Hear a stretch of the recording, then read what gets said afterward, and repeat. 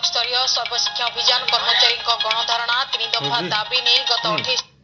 PMG गणधारणा संघ चाकरी नियमित कारण सरकारी कर्मचारी भली सम्मान सुविधा सुजोग मान्यता ठिका नियुक्ति उच्छेद करा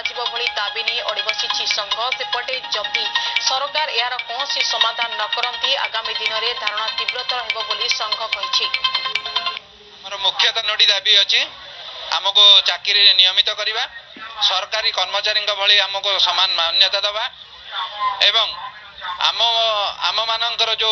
गोटे मुख्य दाबी अच्छी जोटा आमर गोटे 30 इसी रे चीफ सेक्रेटरी महोदय आमको पारित करते ओपेपार जो स्टाफ माने जो हार दरमा पाँच आमको दि जावा कथा से दाबीटा को एपर्यंत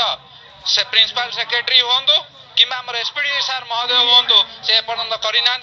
मैं आपण मान माध्यम